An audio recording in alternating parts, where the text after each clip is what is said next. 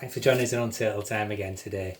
So we've got, you might have seen one of us earlier videos, we had some new arrivals come, and my head keeper here was very excited about them coming. Now I was out of action for a bit, but fortunately they were in very safe hands. He knew exactly what to do with them. So let's meet them. Do you want to see if we can get him out down there? Don't bite me. I don't know if anybody can guess what this is. Nope. Is he coming out? Now this is a European pond tortoise, or sometimes known European pond turtle. So we'll go into them names in a little bit, more explanation in a moment or two. So we'll just explain how we came by him. One of our co-founders, Alfie Bear, I had a word with him and I asked him and I said, what turtle do we most need to get next on Turtle Time? And without hesitation, thank you Alfie, he said, we want a European pond tortoise, or pond turtle. So here he is. Now, when we first went after him, we didn't know we were going to be this small, did we? Nope, I thought it was going to be about maybe that, same size as them. We shall see a video on them today. And who managed to find him? Me! Did a bit of trolling on the internet and we found this little fella here. Now we weren't sure what sort of size he'd be. We knew we were going to be small. We weren't totally sure he was going to be a hatchling when he came. But we'll cover that in a minute. Should we just talk about his little setup we've got? I know, we've got little friends come out here. This is another real rarity. What's that? It's a North American spotted turtle. North American spotted turtle. So we'll finish off with him. So we've got them living together at the moment. The setup we've got here, we've got the essential UV light, which gives off warmth so they can bask, and that helps them to digest the food. And obviously they need warmth, the reptiles. Here. We've got the aquarium heating here, keeping it warm. Got a nice place here to bask. Now there is some bits of water in there because they're very small and they need to be reassured. Hello, they're very lively, this one. They need to be reassured with a bit of water and they'll spend more time out, but there are areas where they can get raised up because it's really important that when they bask they get totally dry. Yeah, they can get totally dry if they want to. And another little addition we've got down here, I don't know if you can see it or not. Calcium thing. Yeah, a calcium block. Turtle blocks, I think they're really invaluable. I think I had one knocking about around here, so I could have showed you. Where is it? Do you want to grab it and we'll show it in a minute? They're really important then. They release off calcium, which is good for the little one shells. Let's see, just want to get that in there. Bit of free advertisement. Yeah. If you've got baby hatchlings, I'd recommend getting them because they really are good. The other thing we could have had in here was a filter, but we decided not to do that because just blowing them around. Yeah, well, we're blowing around, but also we're going to keep up to cleaning the water regularly, because clean water is probably one of the most important things, I think, to do with looking after turtles. Nice clean water for them. So we'll keep up to cleaning them. Oh, what's that? The Corfu story. Go on then, I'll be put up to telling a little Corfu story about these little fellas. Is he going to get out all right? Yep. Oh, it's falling in. So, it's a few years ago, I went on holiday to Corfu with my beautiful camera woman. Hello. Hello. We went on holiday there, and one of the things you had to put up with was that I really wanted to see European pond tortoise, and I knew that they lived on the island of Corfu, but I really didn't think there was much chance of seeing them when I got there. And when we found something called Sidari, I think, wasn't it? Well, yes, Sidari. And when we got there, it was actually quite underdeveloped, and there was a lot of rivers and streams coming down by the apartments where we were. So I thought, I'm in for a good chance here to try and find a little pond tortoise if I can. And then went searching around the river, but I couldn't get near it for weeds and mosquitoes. So I thought there's not much chance of this at all. You could hire canoes, so I tried canoeing up the river, but it was coming down too strong, so I couldn't get upriver to have a look at them. And in the end, I'd more or less given up. And we were just going out for something to eat, walking down the main street, and there was a bit of an open drain. And would you want to tell the next bit of the story? Oh, some little boys just saying, there's a turtle, there's a turtle. Ninja Turtles. Ninja Turtles were saying, Ninja Turtles. So I looked at my beautiful camera woman, and I said, never, no way could this be turtles here. And I walked over to the open drain, looked in, and among all the crisp packets, I pretty much saw this. Some little fellas like this, and some that are a bit bigger. So I got my dream. I got to see European pond tortoises in their home environment. In fact, Harry, can you just grab the mouse turtle there?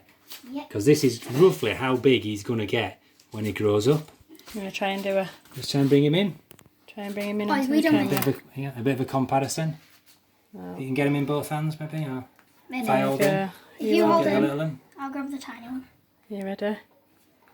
There we go. So when he So grows up, how long will it take him to get as big as the marsh turtle 5, then? 10 years.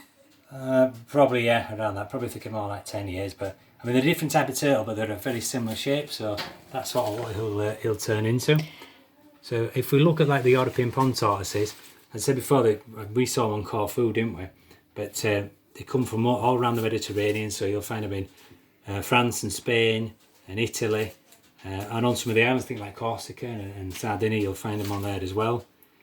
Obviously all different breeds, and I've read a book called Turtles in the Terranium, that's one worth looking at, where the author's a German, and he says he's pretty sure... Yeah, help him up, get him out. He's having trouble there. Oh, cool. Don't want to burn all his energy. And the author of that is reasonably sure that they're in southern Germany and that they're breeding there as well. Big whale's going to eat them. So how did we come by this little fella? He's got a bit of a story with him, hasn't he? So you found him on the internet, didn't you? And then we ordered him.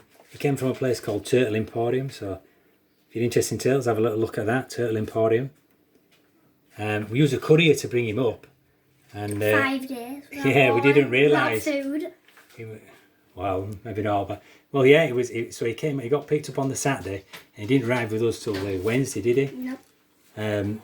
But as you can see, He's all there's right no now. worse the wear for his travels. Yeah, so they're obviously a lot tougher than what you think, and very resilient, because he came in sphagnum moss, didn't he? And it was bone dry. He was bone dry. As to the spotted turtles, you might have seen pointing about, came as well. And we were a bit worried, and I got in touch with Turtle Emporium, and they didn't realise that it was going to take 5 days for him to get up here, because it was a courier that was bringing him.